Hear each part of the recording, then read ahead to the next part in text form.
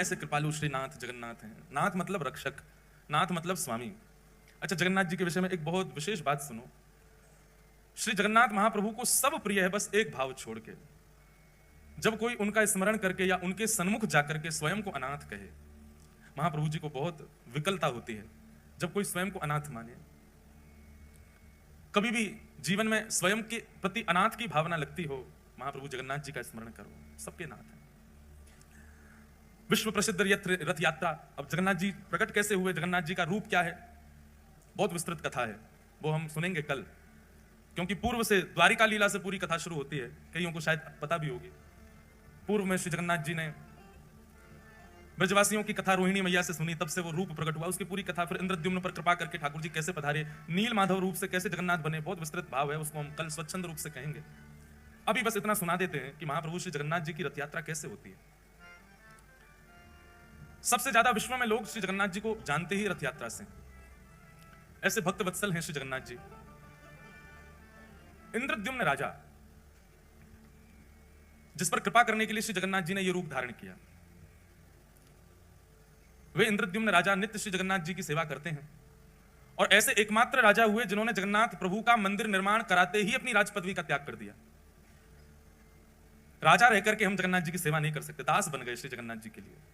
हमारे ब्रज के उपासक भी कहते हैं, कनक कूट को टिक लग तजिए भजिए कुंवर कन्हैया। जब तक चित्त में त्याग नहीं आएगा तब तक ठाकुर जी के साधक नहीं बन सकते आप। कोई व्यक्ति चाहे कि मैं सब स्थितियों में रहता हुआ भक्त भी बन जाऊं तो नहीं बन सकता, उसको त्याग तो करना पड़ेगा। अपने सुख का, अपनी समृद्धियों का, अपने भाव का, अपने प्रेम का, अपने ऐशो आराम का, कहीं ना कहीं तो त्याग वैष्णव को करना पड़ता है। वैष्णव भक्तों को देखो, वो त्यागी से ही दिखते हैं। रात में भले 1 बज जाए, सुबह 4 बजे उठ जाएंगे, क्यों? त्याग है। कितने अच्छे वस्त्र दे दो लेकिन फिर भी सामान्य वस्त्र पहनेंगे, क्यों? त्याग है। कितना भी अच्छा श्रृंगार कर लें, श्रृंगार करके फिर तिलक जरूर लगा लेंगे, क्यों? त्याग है। त्याग भक्त को करना ही पड़ता है। तो इंद्रद्युम्न राजा ने अपनी राज पदवी का त्याग कर दिया।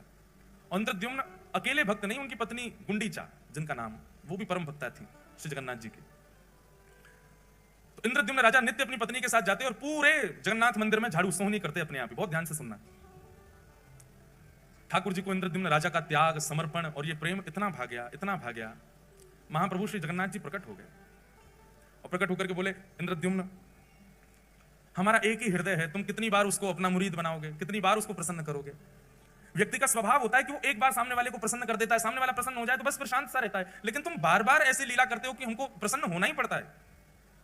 तुमने राज पदवी का त्याग कर दिया, अब तुम अपनी पत्नी सहित पूरे मंदिर की सेवा करते हो, कोई भी कार्य छोटा बड़ा नहीं समझते।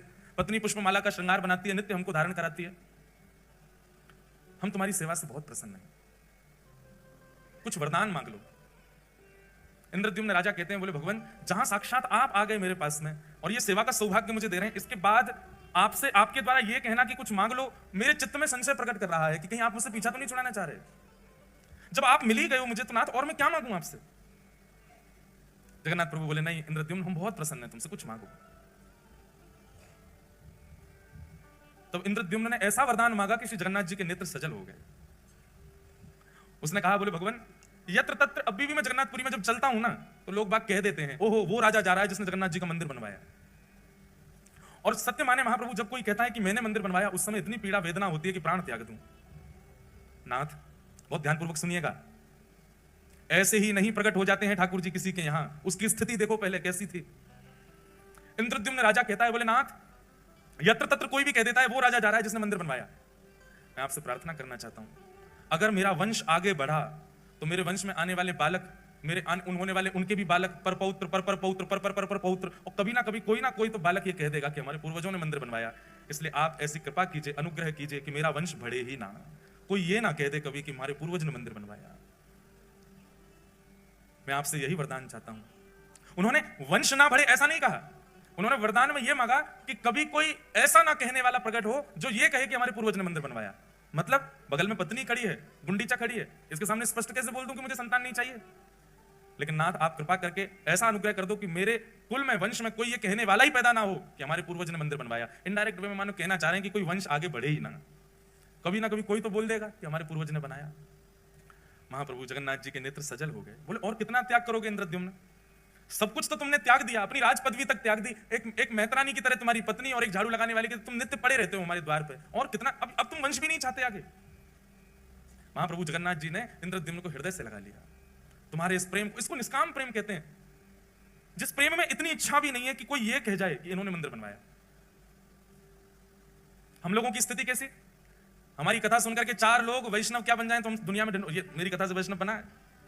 हमारे मन की भी बात कह रहे हैं। अभी जलंधर में कोई मिलने आए, वो बोले महाराज जी इन्होंने जीवन में कभी कुछ गलत काम छोड़ा नहीं, आपकी कथा सुन के छोड़ दिया। हमने भी 4 से परिचय करा दिया, मैंने देखो ये हमारी कथा से ठीक हो गए, इतनी कथा सुनी फिर भी। ये सबके अंदर आता है, मेरे अंदर भी आ रहा है, आप सबके अंदर भी आ जाता है। तनिक से भाव से हम लोगों के अंदर कितना मान आ जाता है। पर एक बात सदैव याद रखना, ठाकुर जी मान रहित व्यक्ति कोई मिलते हैं जिसमें किंचित मान ना हो। इंद्रद्युम्न ने कहा मैं अपने वंश की जिम्मेवारी नहीं ले सकता कि कोई ये बात कह जाएगा कि हमारे पूर्वज ने मंदिर बनवाया था, इसलिए नाथ मेरे वंश में कोई ये कहने वाला पैदा ही ना हो, इसका मतलब वंश ही ना बढ़े, मुझको ही बस मेरे बाद ही वंश समाप्त कर दो मेरा। ऐसा मांगने वाला एकमात्र पृथ्वी पर इंद्रद्युम्न राजा हुआ। इंद्रद्युम्न को तो हृदय से लगा लिया, लेकिन बगल में खड़ी हुई गुंडीचा समझ गई, महाप्रभु मेरे पति होना हो, आपसे वंश वर्धन ना हो, ये मांग रहे हैं। इनकी प्रसन्नता, आपकी प्रसन्नता देख करके मुझे लगता है कि इनका भाव आप समझ गए और आप भी उसमें राजी हैं। पर नाथ मैं एक मां हूं, मेरे अंदर वात्सल्य भाव है, मेरे अंदर करुणा है, मेरे अंदर लाड़ है, प्यार है, स्नेह है, दुलार है, मैं वो किसको अर्पित करूंगी अगर वंश में कोई बालक ना हुआ तो? आपने उनकी इच्छा पूरी कर दी, पर मेरी इच्छा कैसे पूरी होगी? मेरे अंदर तो वात्सल्यता हिलोरे ले रही है, वो कहां जाएगी नाथ? इंद्रद्युम्न की बात सुनकर के तो जगन्नाथ जी के नेत्र सजल हुए, पर गुंडीचा की बात सुनकर के तो जगन्नाथ जी फूट फूट के रोए और हृदय से लगा लिया गुंडीचा को। बोले मैं तुम दोनों की कामना पूरी करूंगा। इंद्रद्युम्न की कामना तो मैं ये पूरी करूंगा कि तुम्हारा वंश ना ही बढ़ेगा, और तुम्हारी कामना मैं ये पूरी करूंगा कि तुम्हारे वात्सल्य का भाजन मैं तुम्हारा लाला बन करके रहूंगा सदा के लिए। आज के बाद इंद्रद्युम्न तुम्हारा स्वामी मैं हूं और गुंडीचा तुम्हारा लाला मैं हूं, तुम्हारा पुत्र हूं। जगन्नाथ जी अंक में भर गए। और महाराज वर्णन आता है वाणी जी में कि जैसे जगन्नाथ भगवान ने गुंडीचा को हृदय से लगाया, गुंडीचा के पयोधर से अपने आप ही दुग्ध प्रकट हो गया और जगन्नाथ जी अधर पर धारण करके उसको पीने लगे। उसके बाद गुंडीचा को कभी भी गुंडीचा नहीं कहा, रानी नहीं कहा, ठाकुर जी हमेशा मैया बोलते थे। भगवान श्री कृष्ण की 3 ही मैया हैं पृथ्वी पर, देवकी मैया, यशोदा मैया और गुंडीचा मैया। बोले बस मुझे एक अनुमति देना। क्या? मैं जगन्नाथ हूं, आपने मुझे जगत का नाथ बना दिया, पूरा विश्व मेरे पास आएगा। मां मैं साल भर पूरे विश्व को दर्शन दूंगा, साल भर पूरे विश्व के ऊपर अनुग्रह करूंगा, उनके आर्तों को दूर करूंगा, उन पर अनुग्रह करूंगा, और साल में एक बार अपनी मैया से मिलने के लिए खूब चढ़ करके रथ पर आनंद के साथ भर करके नाचते गाते हुए लाखों वैष्णवन के संग में अपनी मैया के पास आऊंगा और फिर 7 दिन आपके पास ही रहूंगा, फिर कहीं नहीं जाऊंगा। गुंडीचा प्रसन्न हो गई और जगन्नाथ प्रभु को एक बालक की तरह पुचकारने लगी, एक बालक की तरह आशीष देने लगी, जाओ पूरे विश्व का मंगल करो लाला। गुंडीचा वापस अपने भवन में जाकर के रहने लगी। जगन्नाथ भगवान पूरे साल भर दर्शन देते हैं पूरे विश्व को, जगत के स्वामी नाथ बनकर के खड़े रहते हैं। लेकिन जैसे ही घड़ी आती है स्नान पूर्णिमा के 15 दिन बाद रथ पर आरूढ़ होकर के अपनी मैया के पास जाने की, जगन्नाथ भगवान नन्हे से बालक जैसे बन जाते हैं। इतना विशाल स्वरूप है ठाकुर जी का, लेकिन ब्रह्मवेदी से उतर करके और महाराज फिर अपने श्री मंदिर से ऐसे उछल उछल करके सब पंडा पुजारियों के कंधा पे ऐसे हाथ धर के उछल उछल करके ठाकुर जी जाते हैं। मैं अपनी मैया से मिलने जा रहा हूं, मैं अपनी मैया के पास जा रहा हूं। पंडा पुजारी बोलते हैं कि कई बार तो श्री जगन्नाथ भगवान इतने आनंद में भर जाते हैं कि न्यों पड़ जाते हैं, नीचे 2-4 पंडा दब जाते हैं ठाकुर जी के, ऐसे आनंद में भर जाते, कभी नीचे गिरे कभी पीछे गिरे और ऐसे हिलोरें लेते हुए आहा सालबेग स्तुति करता है जगन्नाथ भगवान की जब वे जाते हैं गुंडीचा के लिए। अहे सालबेग एक मुसलमान पिता का पुत्र है सालबेग, उसकी मां ब्राह्मणी है। हठ पूर्वक एक क्रूर राजा के सेनापति ने एक ब्राह्मण कन्या का हरण कर लिया और हरण करके बलपूर्वक गर्भाधान कर दिया, और तब गर्भ से जन्म लेता है सालबेग, तालबेग का बेटा सालबेग। मां मन में विचार करती है कि अब मेरे साथ जो हुआ सो हुआ, लेकिन कम से कम मैं अपने पुत्र को भगवत भक्त तो बना दूं। अपने पति से छुपा छुपा करके श्री जगन्नाथ जी की मधुर रस चर्चा कथा सुनाती है। सालबेग धीरे धीरे बड़ा होने लगा। एक दिन गांव के बहुत सारे वैष्णव बैलगाड़ियों में बैठ करके जा रहे थे। सालबेग ने मां से पूछा ये सब कहां जा रहे हैं? तब मां ने बताया जिन जगन्नाथ जी की कथा तो सुनता है ना रात्रि में, वही जगन्नाथ रथ में आरूढ़ होकर के अपनी मैया से मिलने जा रहे हैं सालबेग, और उनको अपनी मां तक ले जाने के लिए सब वैष्णव इकट्ठे हो रहे हैं। सालबेग कहता है मां मुझे भी दर्शन करना है श्री जगन्नाथ जी का। मां कहती है नहीं बेटा, तू अगर गया तो तेरे पिता कितने क्रूर हैं तू जानता है ना, तुझे मार देंगे, और तू अगर चला भी गया तो शायद लौट के आए तो मैं जीवित नहीं मिलूंगी। तू एक काम करना, यहीं से जगन्नाथ का स्मरण कर ले, तू तो जानता है ना, तूने तो बचपन से सुना है उनका स्वरूप कैसा है। उनके रथ का नाम बता जल्दी। सालबेग कहता है नंदी घोष। मैया के घर का नाम बता जल्दी, बोले गुंडीचा। भैया का नाम बता, बोले बलभद्र भैया।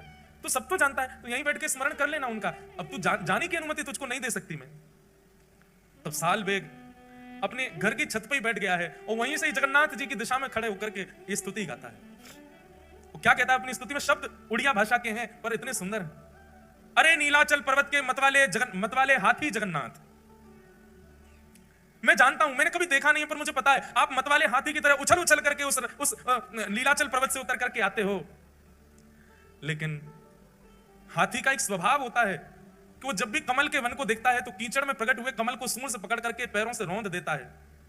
मुआरत नलनी बनकु कर दलन। गजराज चिंता कर रहा था मेरी तरह कि अरे मैं तो जानवर हूं, मुझ पर कृपा कैसे करेंगे ठाकुर जी।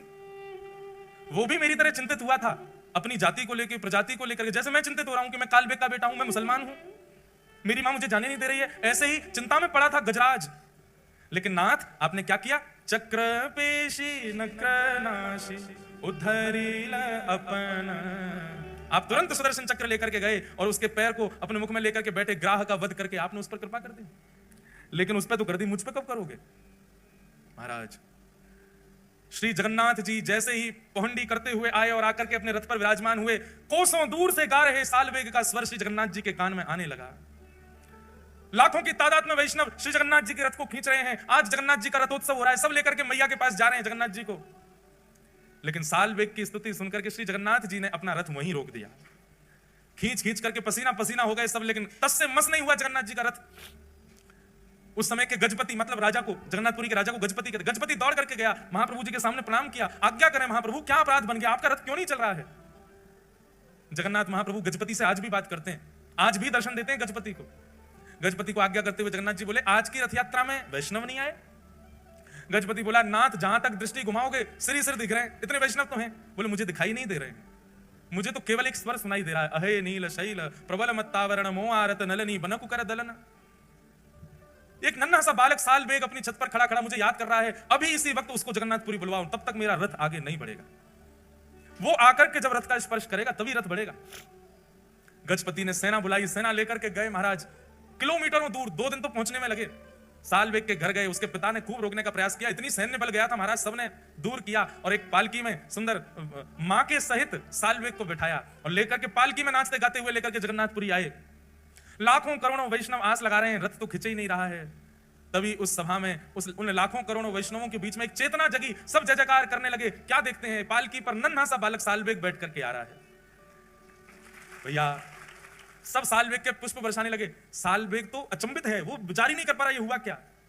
और जैसे ही उस मार्ग में पहुंचा है जहां नंदी घोष रथ खड़ा है, सालबेग ने पहली बार नेत्र खोल करके सामने देखा तो नंदी घोष रथ के ऊपर बैठे जगन्नाथ जी झूम रहे हैं, उछल रहे हैं, आनंद में भर रहे हैं, इतने प्रसन्न हो रहे हैं महाप्रभु जगन्नाथ। और बार बार गजपति को इशारा कर रहे हैं, बोले इतनी देर मत लगाओ, उसको जल्दी लेके आओ, मेरे हृदय से ला करके लगा दो इसको।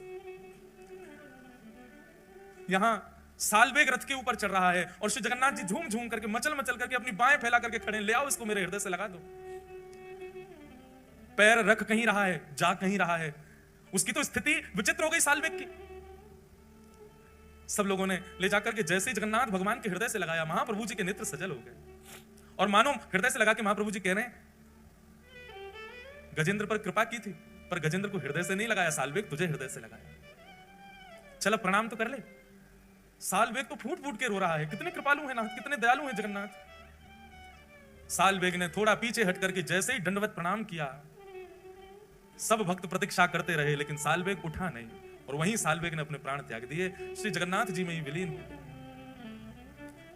ये बंधु वर्षों पुरानी कथा है, पर आज भी महाप्रभु जगन्नाथ जी जब गुंडीचा जाते हैं, सालबेग की समाधि पर आज भी जगन्नाथ जी का रथ रुकता है और आज भी सालबेग की स्मृति में कुछ पंडा पुजारी वहां सालबेग को याद करके इस स्तुति को सुनाते हैं और आज भी अनुभव होता है जब सालबेग की स्तुति गाई जाती है, श्री जगन्नाथ जी थोड़े थोड़े झूम जाते हैं। आज भी सालबेग का स्मरण करके श्री महाप्रभु जी आनंदित हो जाते हैं। बोलो जगन्नाथ महाप्रभु की।